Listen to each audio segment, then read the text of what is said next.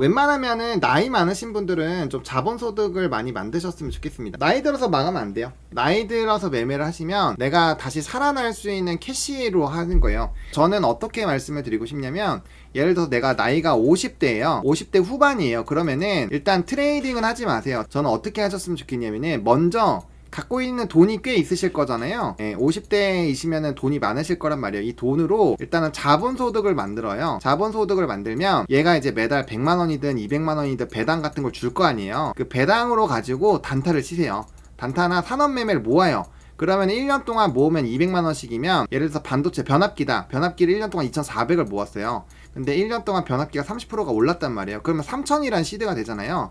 3,000엔 시드가 되고, 그 다음 이 시드를 가지고 산업매매 할 게 있으면 보고, 아니면 그냥 두세요. 어차피 매달 돈이 나오잖아요. 그래서 할 게 1년 동안 놀았어. 그러면 이제 5,000 갖다가 다시 때리는 거예요. 그럼 2년만 지나도 7,000 갖다 때려요. 그러다가 이번 상승장처럼 한 3배 늘리면 그 다음부터 2억이 되는 거예요. 매매 이렇게 하시는 겁니다. 내가 이 캐시카우를 만들어 놓고 플레이를 하는 게 원래 정석이에요. 그게 정석인데, 대부분은 뭘로 하냐면, 내가 1,000만원 있어. 1,000만원 갖다 단타 쳐. 1,100이 돼. 막 미수 신용 때려, 막 2,000, 3,000 때려요. 그러다가 벌어. 막 1,400 됐어요. 그러다가 신용 한번 박살나서 700만원 돼. 다시 죽어라 매매해요. 이렇게 하면 뭐만 좋아요? 증권사만 좋아요. 증권사만 좋은 거거든요. 별로 좋지가 않습니다. 그래서 원래 나이가 많으실수록 자본소득을 만들어 놓고 거기서 나오는 돈 갖다가 해야 돼요. 거기서 나오는 돈 갖다 해야지, 원금을 날리시면 답이 안 나오는 나이잖아요. 그렇다고 뭐 자식이 해주겠어요? 뭐 하겠어요? 자식한테 기대면 안 되니까. 해주지도 않을 뿐더러 자식한테 원래 기대는 거 아니라고 그랬어요. 그래서 있는 돈 갖다가 잘 하시는 게 맞습니다. 아직도 변압기 새로 모아가도 될까요? 그 질문을 하시기 전에 산업 공부를 한번 해보세요.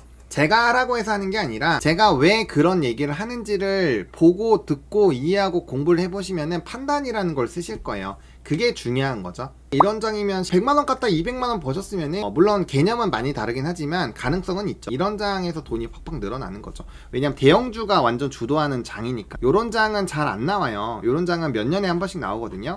그래서 요럴 때 돈을 빡빡빡 키우는 게 좋죠. 2천만원 갖다가 30억을 만들었다고. 근데 그것도 그거예요. 초반에 아까 제가 말씀드린 건 똑같아요. 2천만원 갖다가 처음에 뭐 30억 만드는 건 한 방에 가는 건 불가능이죠. 근데 2천만원 갖다 플러스 4천만원이 되고, 4천만원 갖다 또 8천만원 되고 이래버리면 이게 얻는 파이가 커지잖아요. 없는 파이가 커지기 때문에 중요한 건 뭐냐면, 구조 설계를 잘 하는 게 되게 중요한 거예요. 2천만원에서 20억 30억을 가는 사람이면은 매매하는 구조가 정말 잘 짜여져 있는 겁니다. 그래서 그러니까 손익비가 있고, 플레이가 계속 이제 우리가 주사위 게임 한다고 생각하시면 돼요. 주사위 게임을 하는데 독립이에요. 각각의 퍼센테이지가 있잖아요. 그럼 거기에서 내가 올라갈 때 떨어질 때, 올라갈 때 떨어질 때, 떨어질 때 떨어질 때, 올라갈 때 올라갈 때 이렇게 있어도, 올라갈 때 크게 먹고 떨어질 때 짧게 끊어주는 작업만 해도 돈이 결국엔 생겨요. 왜냐면 이 작업을 무한대로 할 거거든요. 그러면은 무한대로 했을 때 내가 게임비로 날리는 돈보다 먹는 돈이 큰 구조만 만들어 놓으면 돈을 버는 구조예요. 그럼 2천만원 아니라 100만원으로 해도 언젠간 20억이 갑니다. 구조 짜는 게 중요한 거예요. 대부분 판때기를 안 짜고 시작하니까 그게 문제인 거죠. 월배당 100만원 만들려면 대략 얼마씩 투자를 해야 되나요? 요거는 구조에 따라 다른데, 커버드 콜로 많이 하시면 1억도 안 들고요. 좀 안정적으로 하려면 그래도 한 1억 5천에서 2억 정도는 넣으시는 게 좋겠죠. 원익 IPS 아까도 얘기 나왔던 건데, 원익 IPS에 뭐 어떤 특정한 이슈가 있는 건 아닌 것 같아요. 공시효과 때 갑자기 급등이 나왔거든요. 요거는 시간을 좀 돌려보시면, 여기 이제 20분에서 30분 넘어갈 때 요 구간이 있잖아요. 이 구간이 굉장히 강하게 올라왔단 말이죠. 요게 많이 올라왔잖아요. 그래서 아마 수급적인 부분이 일부분 영향을 미쳤을 텐데, 지금 이제 시간이 지났으니까 한번 볼까요? 시간에서 빠지는 게 맞기는 하거든요. 한가하네요. 13만 주 나와야 돼요. 체결량이 13만 주 나와야 되니까 아직 조금 멀었어요. 아직 조금 더 했기 때문에 조금 더 좀 이게 요거는 조정이 나올 겁니다. 왜냐면 저만큼 떨어져도 많이 올라갔기 때문에. 그래서 보통 옵션 만기 때 막 급등을 하면요, 그때 동시효과 때 파셔야 돼요. 대신증권, 부국증권, 역시 증권주, 신영증권, 이거 자사주 소각 그거 나왔나보다. 잠깐만요. 상법규정 자사주 소각. 일단 신영증권이랑 부국증권이 올라간, 제 증권주나 이거 금융주 얘기 많이 했잖아요. 일단 신영이랑 부국이 올라가는 건 자사주 소각 관련된 이벤트가 있다라는 건데, 대신증권이 뭐 그거 나왔나요? 이 소각 이벤트가 나왔겠죠? 나왔는데 공시 한번 공시 읽어봐야 될 것 같아요. 대신증권 뭐 이것저것 얘기 나온 게 있습니다. 그 자사주 소각 관련된 부분은 어차피 우리가 그 상법 개정으로 계속 얘기를 했었던 내용이고, 우리 요거에서도 최근에 마감절 순서대로 보시면 증권 관련된 부분들, 금융주 랠리 지속해가지고 증권주랑 금융주 계속 얘기를 했었기 때문에 그 부분들인 것 같아요. 이렇게 되면은 그것도 보셔야 돼요. 그 지주사들 중에서 메커스 이런 애들 지금 좀 움직이려 하잖아요. 메커스나 뭐 LS 이렇게 있잖아요. 좀 자사주를 많이 갖고 있는 종목군들 여러분들 지금 들으면서 좀 찾아보세요. 그런 것들도 내일 세게 움직임이 나올 수도 있어요. 왜냐면 지금 이제 부국이랑 신영이 만약에 계속 올라간다면 아마 그런 테마가 또 움직임이 나올 수가 있으니 그런 것들도 좀 그쵸. 대신증권 자사주 소각이죠. 자사주 소각이 있었겠죠. 이제 뭐 뉴스를 보지 않아도 대충 흘러가는 거 보면은 자사주 소각이겠죠. 여기 있네. 여기 대주주 환원. 그러니까 이 지금 증권주가 지금 장난 아니라니까요. 아까 메리츠도 올린 게 그런 느낌이에요. 그러니까 자사주 소각이나 이런 것들이 많이 나올 수 있고, 우리가 애초에도 좀 올라가기 전에 증권주나 이런 것들도 약간 1분 리포트에서 꽤 다뤘었던 내용들이거든요. 자사주 소각과 연결고리가 좀 클 수 있는 기업들은 많이 좀 연구를 해놓으시면 도움이 많이 될 것 같습니다. 독백 있잖아요. 독백. SA 보시면 SA를 쓰는 방법은 독백을 하는 거를 적어놓고 녹음한 다음에 글로 옮기면 돼요. 그러면 SA가 나옵니다. 예, 되게 재밌죠. 준이양님이 저는 길게까지 못하는데 어떻게 해야 되냐고 질문하셨는데, 그럼 제가 한번 다시 되묻고 싶어요. 왜 길게 못 끌고 가시나요? 그러니까 요거를 먼저 물어드릴게요. 저는 조금 그게 이해가 안 돼요. 왜냐면 그 많은 분들이 종목을 사면 조금만 수익이 나면 엄청 팔고 싶어 하시거든요. 근데 만약에 파는 이유가 지금 내가 보유한 종목보다 월등히 산업적으로 플러스가 있고, 왜냐면 산업적에서도 우선순위가 있고, 그 다음에 이슈가 너무 강해서 지금 내가 이거를 보유하는 것보다 상대적으로 옮기는 게 수익성 부분에서 매력 도가 높다라는 판단이 들면 팔고 갈아타는 게 맞죠. 근데 대부분은 제가 위에 적은 걸로 매도를 하지 않으시거든요. 그쵸? 예, 대부분 그러시거든요. 그래서 저는 반대로 물어보고 싶어요. 자, 그러면 지금 많이 얘기가 나오는 게 어떤 질문, 어떻게 얘기를 해주시면 떨어질까 봐거든요. 그럼 저는 반대로 물어보고 싶어요. 떨어질 것 같은 걸 왜 사세요? 라는 거죠. 그죠? 떨어질 것 같은 걸 왜 사시는 거고, 떨어졌을 때 불안할 수 있는 자리에서 왜 사시는 거예요?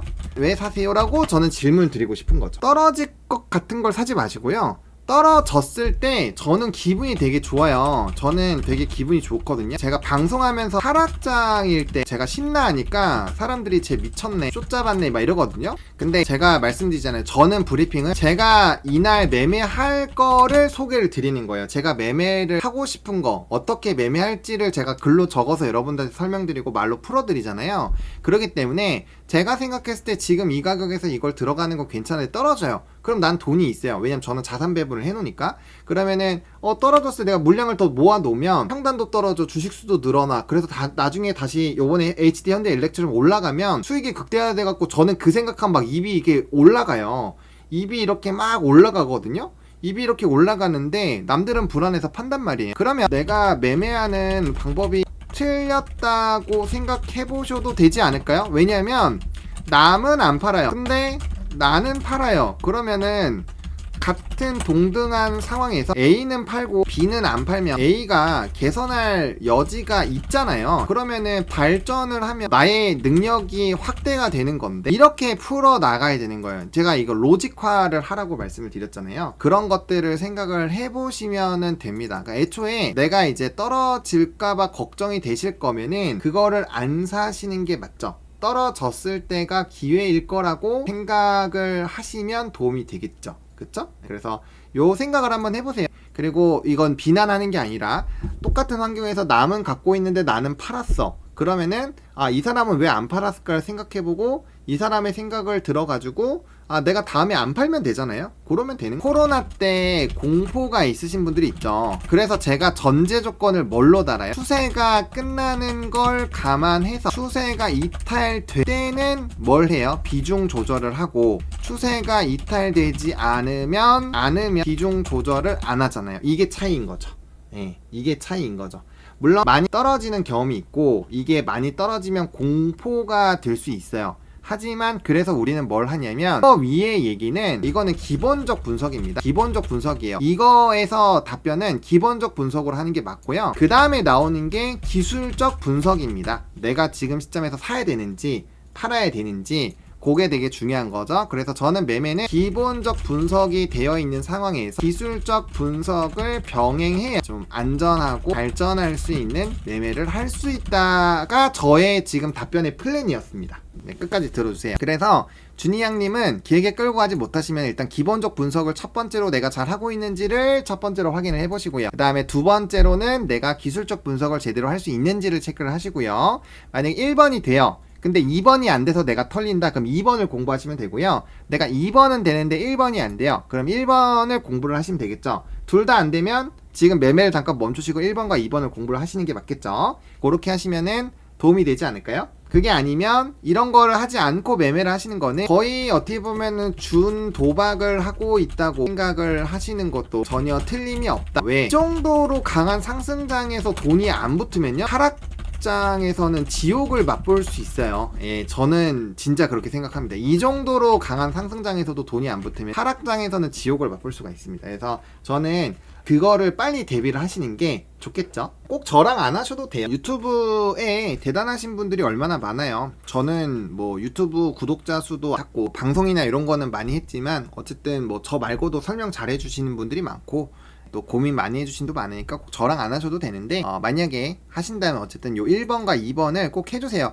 그래서 제가 강의도 1번과 2번을 동시에 합니다. 1번 강의도 있기는 한데 어차피 1번은 제가 해드리니까 웬만하면 2번 강의를 그냥 들으시라고 하는 거죠. 왜냐면 1번은 제가 다 해드릴 거니까. 여러분들한테 팔지 말라고 자꾸 해드리고 하잖아요. 물론 제가 틀릴 수 있으니까 여러분들이 더블 체크는 해주셔야 되는 게 맞는 거죠. 왜냐면 사람은 실수를 하니까. 아니 또 기회 와요. 예, 또 기회 옵니다. 여러분들. 기술적 분석이라는 건 어떤 거고 공부 방법은 어떤 게 있을까요?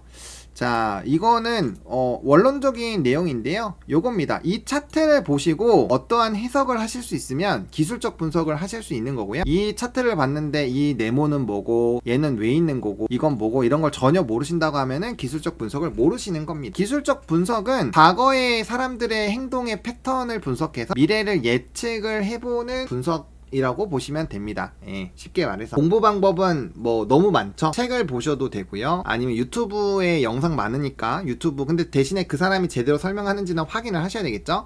아니면은 뭐 방법은 많죠. 재무제표 보는 법 유료 강의는 필요가 없습니다. 왜냐하면 이거를 말씀드릴게요. 그것만 볼 줄 알면 매출과 영업이익 순이익 그리고 자본 잠식이나 펀더멘털 자체에 총 문제가 없는지만 보시면 돼요. 왜냐하면 재무제표를 그렇게 잘 봐서 돈 잘 벌 거면 세무사랑 회계사는 완전, 특히나 회계사는 그냥 떼돈 벌어야 돼요. 회계사들이 매매 잘하는 아니거든요. 아니기 때문에 그건 크게 중요하지 않습니다. 저는 재무제표에 너무 빠지시는 것보다 그 산업에 대한 성장 자체에 포커스를 두시는 게 더 좋아요. 카카오요. 어제도 얘기 드렸잖아요. 이거 돌파해야 돼요. 돌파 못하면 이건 의미가 없습니다. 왜냐면 여기 위에서 다 털려고 하는 물량들이 많을 거기 때문에 어제 얘기하지 않았어요?